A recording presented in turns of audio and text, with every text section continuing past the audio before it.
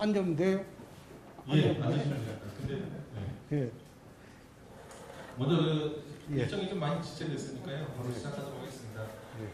먼저 우리 후보님 소개를 해드리겠습니다. 우리 홍준표 대선 예비 후보님의 인천시당 방문을 아주 기쁜 마음으로 환영합니다. 큰 박수 다시 한번 부탁드리겠습니다.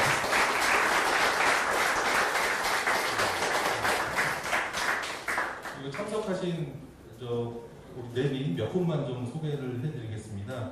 우리 유정복 남동갑 당협위원장이시고 바로 전에 우리 자랑스러운 인천의 시장님이셨습니다. 유정복 전 시장님 참석하셨습니다. 예, 정유석 부평구갑 당협위원장님 참석하셨습니다. 예, 강창규 부평구 을 당협위원장님 참석하셨습니다. 예, 그 다음은 바로 우리 시당위원장님 축사를 하고 예. 바로 이제 행사를 진행하도록 하겠습니다.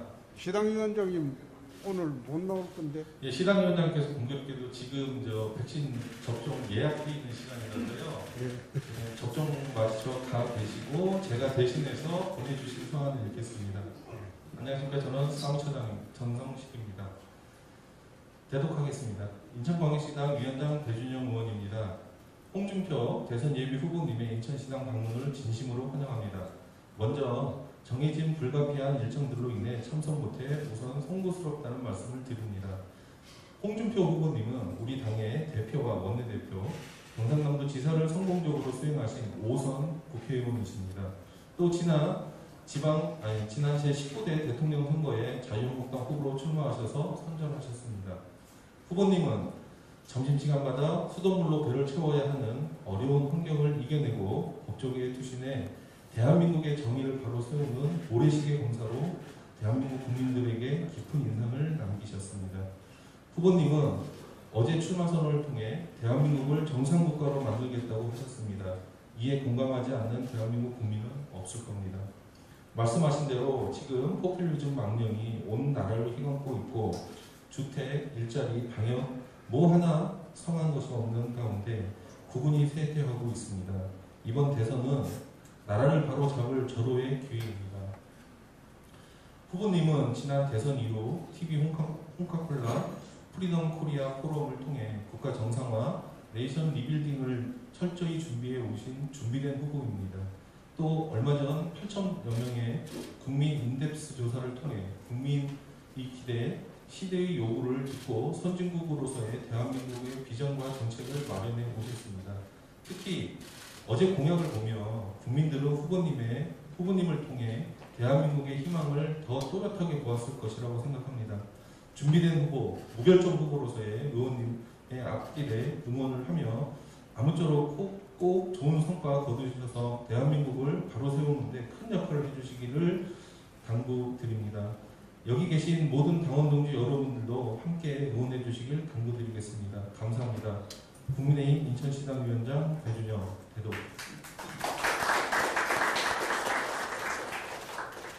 예, 지금부터는 우리 홍준표 전 대표님께서 되게 자유로운 것을 좋아하시기 때문에요. 예. 우리 대표님 주제로 여러분들과 함께 당원들과 함께 자유롭게 간담회를 진행하도록 하겠습니다. 시장님 반갑습니다. 정 의원님 고맙습니다. 오늘 이제 지역 일정 처음으로 인천 자유공원에 가서 메가드 동상에 헌화하고 참배를 했습니다. 사실 지역 일정 처음으로 인천 메가드 동상을 방문한 것은 최근에 아프간 사태에서도 우리가 여실히 봤듯이 한미동맹의 중요성이 무엇보다도 강조가 되어야 할 때가 아닌가 그런 생각으로 왔습니다. 아프간의 사태를 보면 한 20년 동안 미국이 제 기억으로 한 700억 달러 이상 전비를 투입하고 많은 미국 군인들이 사망을 했음에도 불구하고 베트남하고 똑같이 철수를 하고 사실상 탈레반에게 나라를 넘겨줬습니다. 그 사태를 보면서 대한민국도 안전지대가 아니다. 특히 한미 자유주의 동맹이 와해가 되면 그만큼 대한민국이 힘들어지고 어려워진다. 그래서 한미 동맹의 상징인 메가드 동상에 참배를 해야 되겠다. 그리고 인천에 계신 당원 동지들한테는 제가 사실 불가피하게 당을 떠난 지가 1년 4개월이 됐습니다. 다시 돌아오려고 총선 후에 바로 했지만은 사실 비상대책위원장으로 들어오신 분이 93년도 4월에 저하고 검사 시절에 아주 악연이 있었습니다. 그래서 제가 복당 신청을 1년 4개월 동안 하지 않았습니다.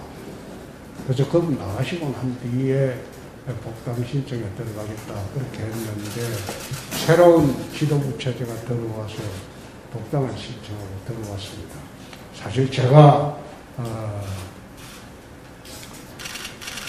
96년 1월 26일 이 당에 들어온 이래 저는 당적을 한 번도 옮겨본 일이 없었는데 지난번 총선 때는 불가피하게 당을 일시 나갈 수밖에 없었다. 그래서 당원 여러분들이 좀 양해를 해주시고 제가 돌아와서 지난 4년 동안 차기 대통령 선거를 어떻게 우리가 끌고 가고 정권을 어떻게 찾아올 것이냐 거기만 집중하고 정책을 연구를 하고 또 실제로 국민들 틈에서 지난번에는 8,100명을 직접 면접을 해서 국민 의식조사도 했습니다.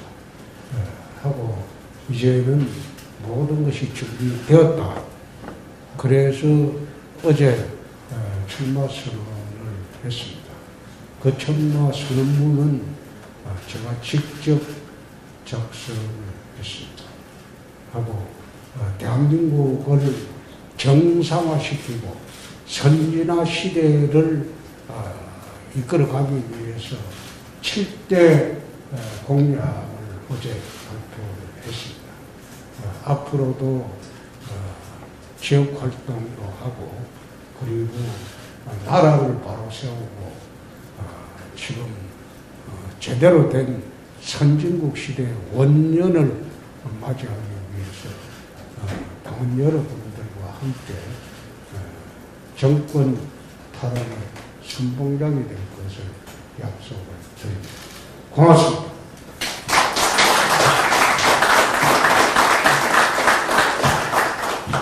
혹시 기자분들 질문이 있으면 오늘 인천일보 방금 가서 1시간 동안 인터뷰를 하고 왔는데 사실 그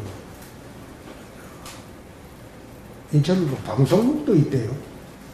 방송국도 있대요. 1시간 동안 인터뷰를 하고 왔습니다.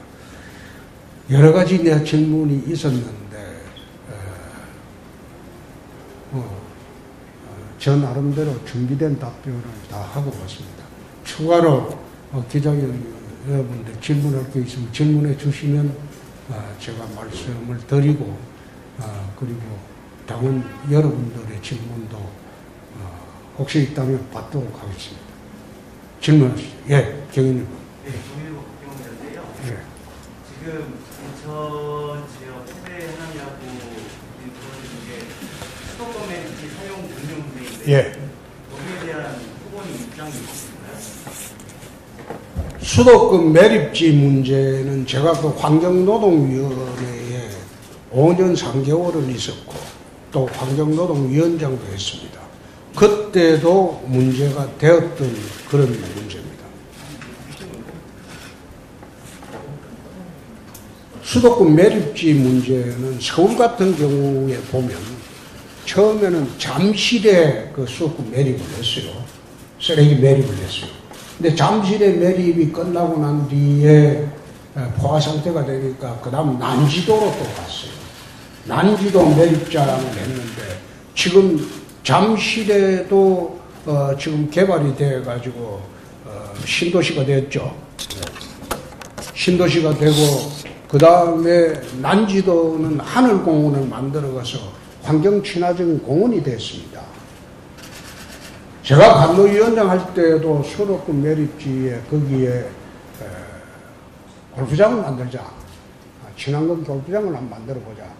그렇게 이제 환경부하고 추진을 해서 지금 골프장이 돼 있죠. 골프장이 돼 있죠.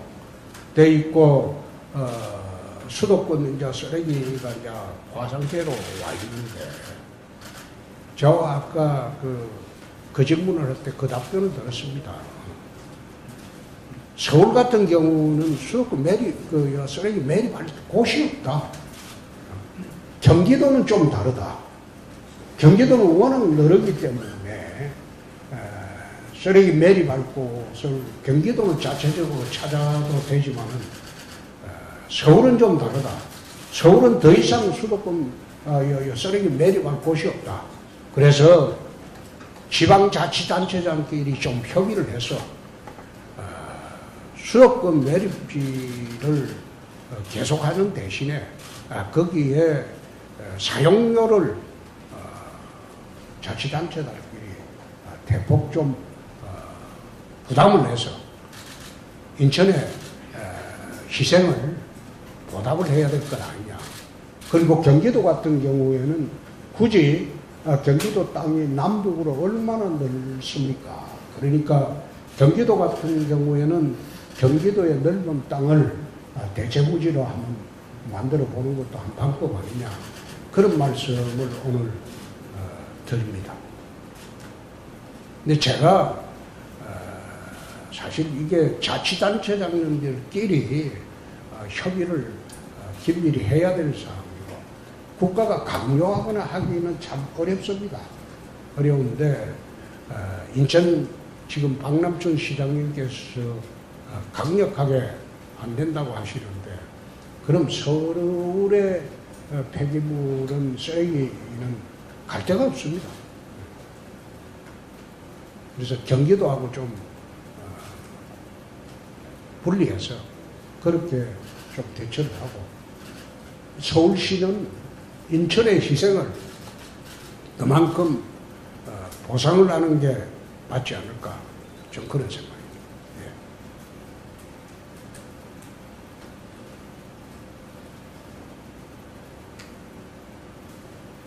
또 예.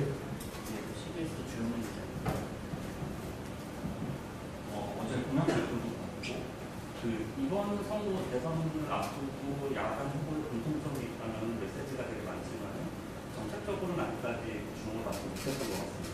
네? 정책적으로는 주목을 받지 못했던 것 같은데 예.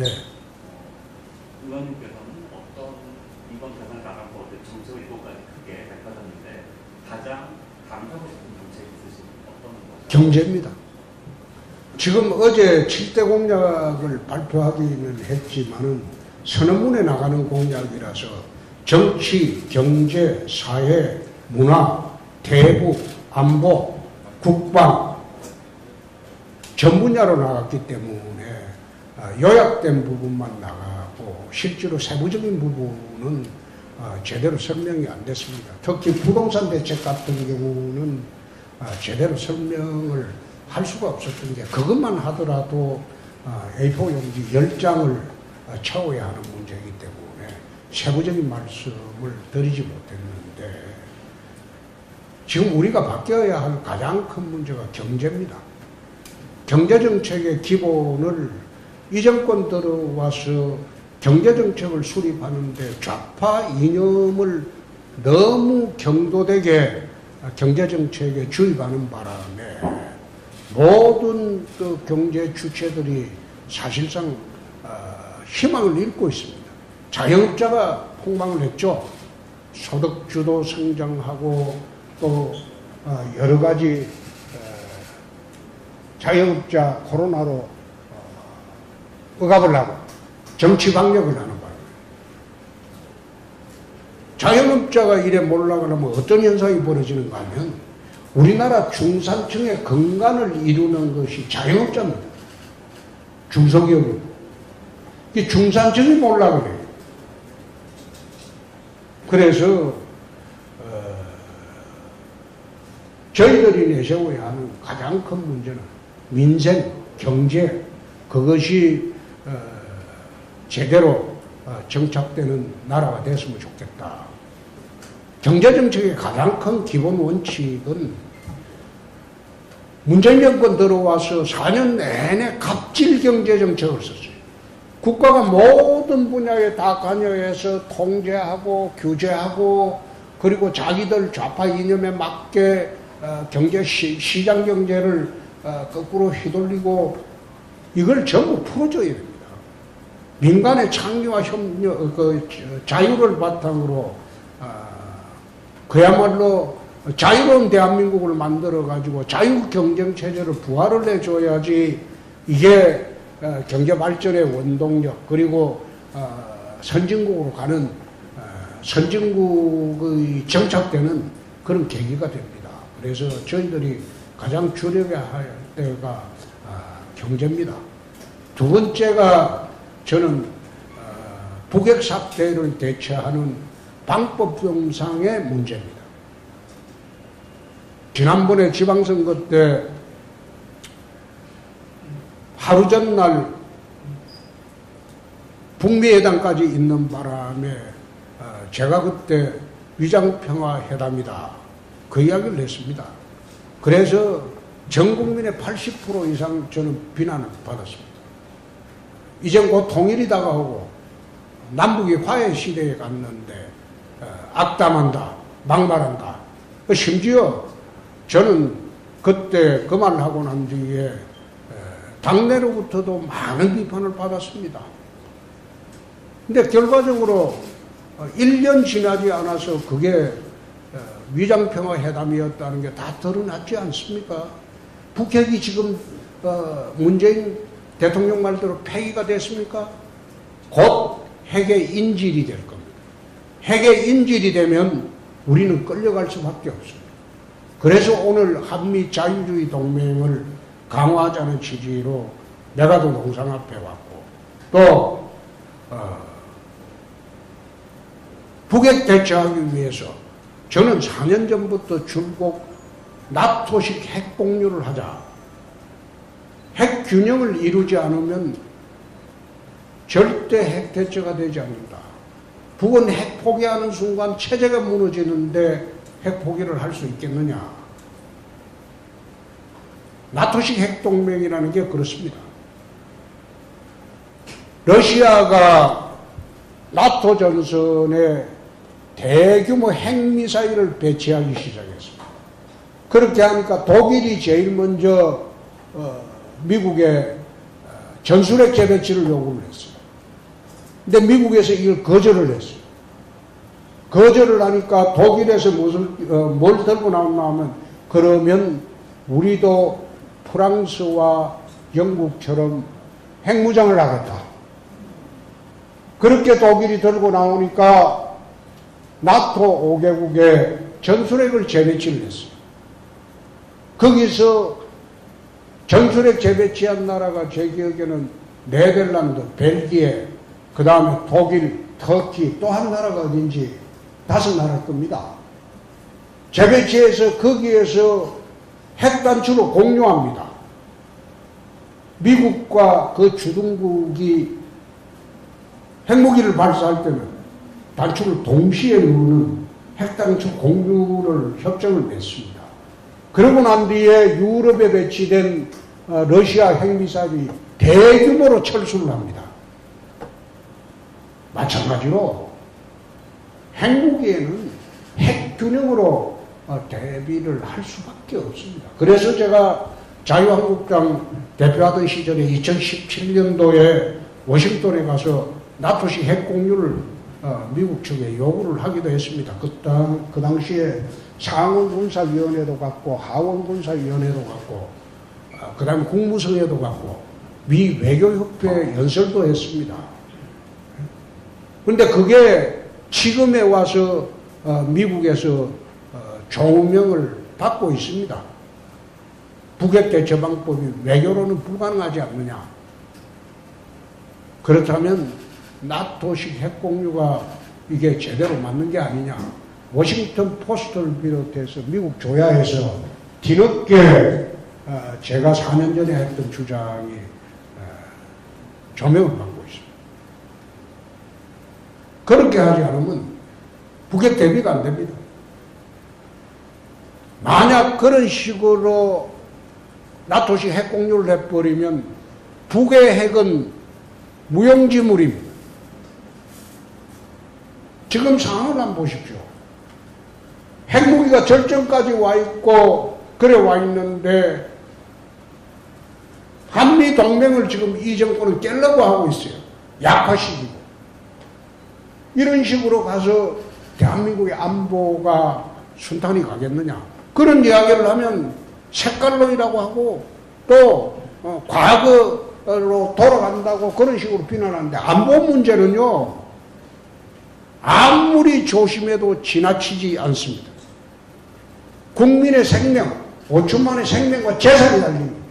내 자식이 이 나라에 안전하게 살 수 있나 없나 그게 달린 거예요. 그래서 이런 식으로 강력한 핵 대처를 하지 않고는 우리는 곧 북의 핵노예로 갈 수도 있다. 그걸 염두에 두고 안보 문제를 접근을 해야 돼요. 예. 또.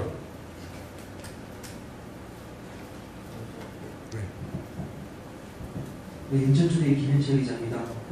어제 출마 선언을 하시고 가장 첫 방문지 인천을 선택하셨는데 좀 이유가 궁금하고 홍준표 후보님께서 갖고 계신 인천만을 위한 정책 이런 공약이 있으면 좀 말씀해 주시면 좋을 것 같습니다.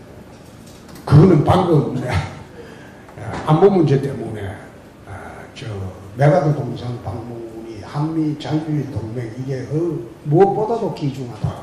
그 생각으로 이제 왔고 어제는 처음에는 청량역 재개발 지역에 갔어요. 어제는 주택 문제 때문에. 청량리 재개발 지역은 제가 동대문서 국회의원을 할 때 청량리 588 집창촌을 폐쇄를 하고 거기에 65층 정도의 고밀도 주상복합 아파트를 4개 동을 건립하는 그 안을 확정 짓고 제가 경남지사로 내려갔기 때문에 지금 그게 거의 70% 이상 건물이 올라가고 있어요. 그래서 주택정책 때문에 왔고 오늘 인천에 온 것은 한미 자유주의 동맹의 강화 때문에 왔습니다. 특히 최근에 아프간 사태가 우리 국민들이 너무 안보에 불감증이 심화되었다. 그것은 이 정부의 입으로 떠든 한반도 평화 프로세스라는 그런 허무맹랑한 정책 때문입니다. 그 두 번째, 인천을 위해서는 저는 그런 생각을 합니다. 우리나라의 첨단 산업의 대외 수출 창구가 98.2%가 인천공항입니다. 그래서 인천이 AI 시대의 전진기지가 되기 위해서는 송도를 중심으로 AI 혁명기지를 인천에 만드는 것이 정말 인천 발전을 위해서 도움이 되지 않느냐 그런 생각을 늘 하고 있습니다. 그래서 송도 신도시에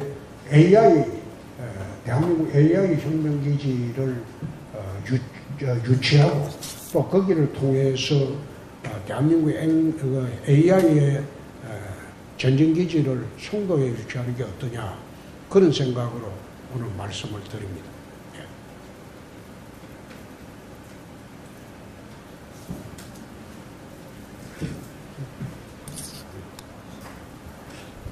당원분들 지금 기자도 지금 끝났죠?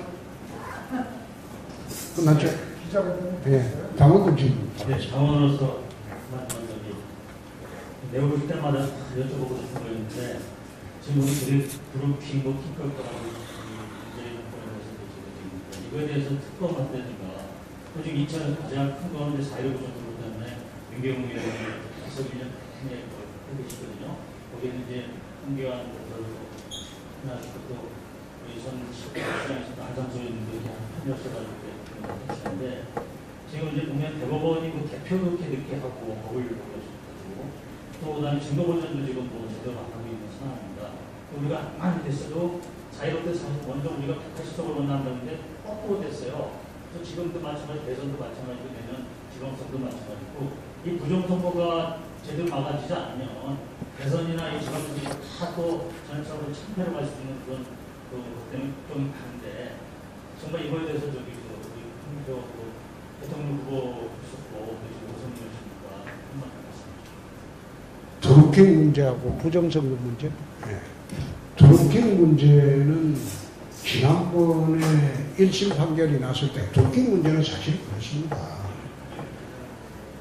문재인 정권 초기에 지지율이 70~80%일 때입니다.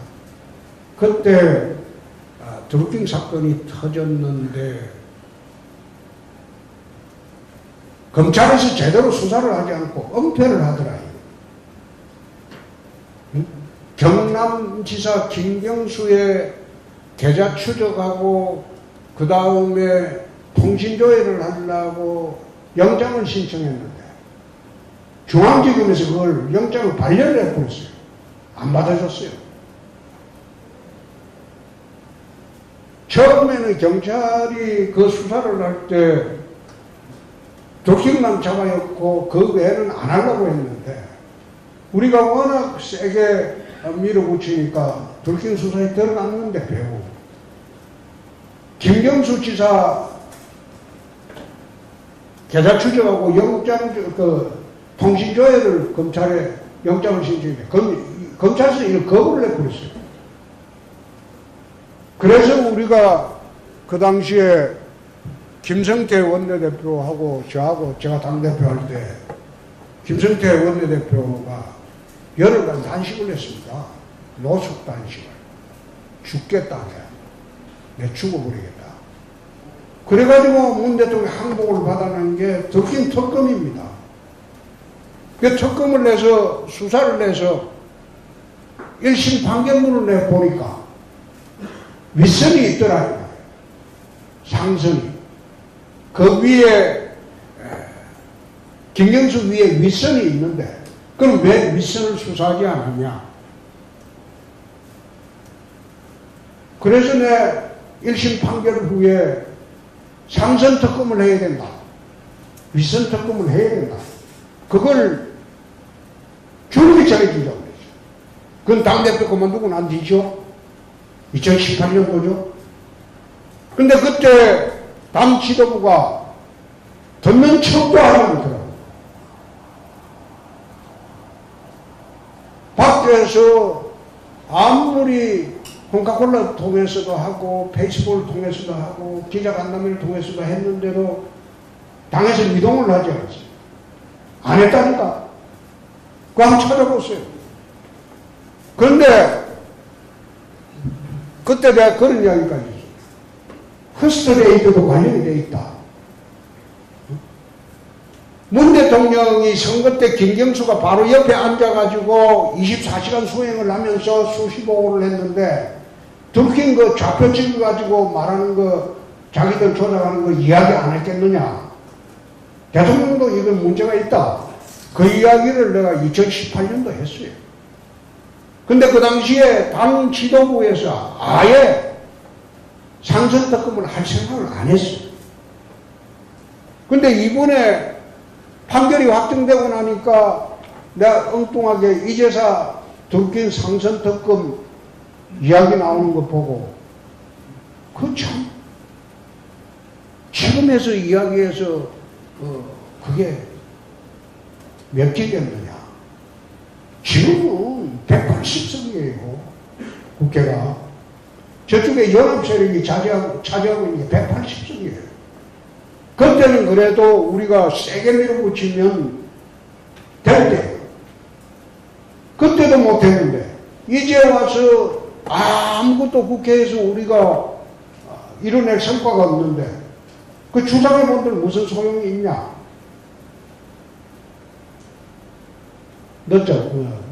때가 늦었다. 내가 그 말씀을 드리고 나중에 그거는 정권이 바뀌면 문제가 달라지죠. 정권이 바뀌면 문제가 달라지죠. 두 번째 부정선거 문제는 제가 지난 지방선거, 총선거 때는 당을 밖에 나와서 저 혼자 악정고 두고 때 저도 뭐 29일 선거했죠. 황 대표가 컷오프 시키는 거야. 그냥 나가서 선거를 제 선거만 열심히 하고 당의 선거가 어떻게 돌아가는지 저는 몰라요. 어떻게 선거가 이루어졌는지도 모르고 그 막장공천하고 하는 것 때문에 선거 망쳤잖아요. 그 망쳤는데 부정선거 여부를 제가 아는 게 있어야지 말씀을 드리죠. 그리고 이번에는 지난번에 민경욱 의원님 사건뿐만 아니라 여러 사건에서 부정선거 정황이 드러납니다. 정황이 드러나는데 그것이 결과에 결정적인 영향을 끼쳤든 안 끼쳤든 간에 부정선거 혐의가 있으면 그건 용서하지 못할 거죠. 용서하지 못할 거고 이번에는 대선 때는 저희들이 선거감시단을 철저히 가동을 해서 부정선거를 막도록 하겠습니다.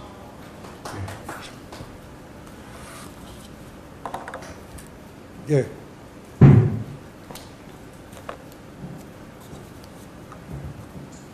후보님, 예. 저도 당신들의 복당한 김지훈입니다. 아이고, 동진이. 입장에서 예. 그 말씀 여쭤보고요. 예, 복당 동진이.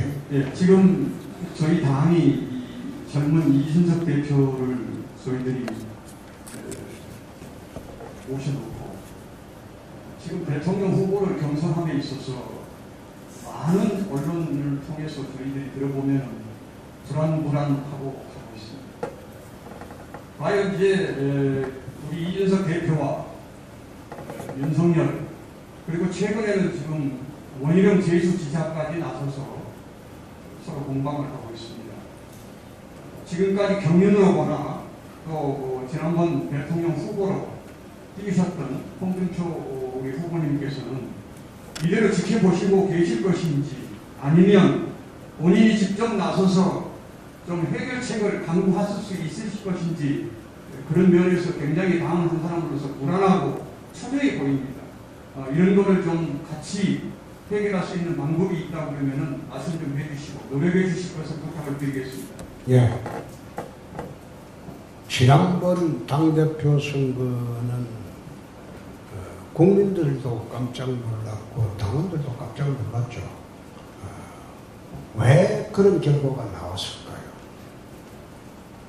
이준석 당대표가 당협위원장이나 국회의원들 지원을 받아가지고 지지를 받아가지고 당대표가 된 것은 아닙니다. 지난 1년 동안 김종인 위원장 체제하에서 우리 당의 중진들이 대여 투쟁을 한 일이 단 한 번도 있습니까? 없습니다. 아무 역할이 없었어요. 또 김종인 중심으로 모든 마이크는 김종인 대표가 다 차지를 하고 다른 사람은 말할 기회가 없었고 개입할 기회가 없었고 말도 하지 않았어요. 그렇게 하다 보니까 국민과 당원들 사이에서 이 중진들이 뭔 소용이 있노? 아무 역할도 해주지 않고 그냥 구워다 둔 보리자루처럼 구석에 처박혀가지고 그래 있는데 당원들도 중진들을 믿지 않고 국민들도 믿지 않는다는 거예요. 그러니까 새로운 변화의 요구로 이준석 당대표를 했어요. 그 사람이 나이가 많은 것도 아니고 30대 이전 후반입니다. 결혼도 하지 않았어요.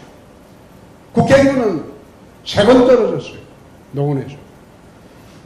그런 사람을 왜 뽑았겠어요? 당의 새로운 요구고 변화고 중진들에 대한 불신입니다. 그러면 젊은 당대표를 뽑았으면 그 사람한테 당을 모든 것을 잘 운영해달라 그래 요구하는 건 무리예요. 부족한 점이 있으면 중진들이나 당의 어른들이 전부 합심을 해서 도와줘야 할 거예요. 그게 맞죠. 그리고 선수로 나간 사람이 어떻게 심판을 자기들 마음대로 하려고 합니까? 그거는 논리에 맞지 않죠. 대선 후보 하겠다는 사람들이 경선위원장 심판을 내가 찍을게, 니는 받아라. 그런 경우가 어디 있냐 이 말이에요. 나는 요즘 오늘 아침에 메가더 동상 앞에 가서 어느 기자분이 원희룡 후보가 이런 해견을 했는데 어떠냐 그래 묻길래 내가 참 유치하다. 이제 좀 안 했으면 좋겠다. 젊은 대표를 중심으로 중진들이나 당의 어른들이 스포트 해주는 체제로 당을 끌고 가야지. 그걸 갖다가 나이가 어리다고 깔보고 약보고 말 함부로 하고 그런 식으로 뭉개려고 대들고 그래가지고 어떻게 당과 국민이 뽑은 당대표입니까? 그래서 대선 후보로 나왔던 사람들이나 그 답부에 또 특정 후보 진영에 가서 당대표를 집중적으로 공격하는 사람들은 자중하는 것이 옳다. 당대표한테 꼭 할 말이 있으면 비공개로 의견을 전달할 수도 있어요. 전달해서 이렇게 했으면 좋겠다. 저렇게 했으면 좋겠다. 그렇게 체제를 갖추어 가야지. 당대표 뽑은 지 2달밖에 안 됐는데 당대표가 어리고 경험 없다고 흔들어대고 또 심지어 어느 사람은 그런 이야기 했대. 빨리 대선 후보 뽑아가지고 당대표 저거 무력화시키자. 나는 그런 거 쳐다보면서 이 정당을 아는 사람들인지 자기 몇몇 패거리가 뭉쳐서 패거리 정치하는 사람들인지 이해가 되지 않는다. 어떤 이유로도 당대표를 도와줘야지. 당대표를 흔들려고 해서는 안 된다. 이 말씀입니다.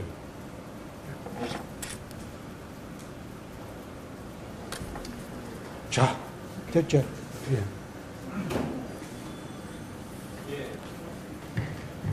예, 준비된 시간이 다 됐습니다. 여러분, 오늘 좀 인천에 대해서 궁금하셨던 거, 그리고 우리 홍준표 전 당대표님께 궁금했던 거 많이 말씀 나누셨는지 모르겠습니다. 부족한 시간이었지만, 앞으로 이제 몇 번 더 54, 그리고 더 화이팅 하시라고 큰 박수 한번 다시 한번 부탁드립니다.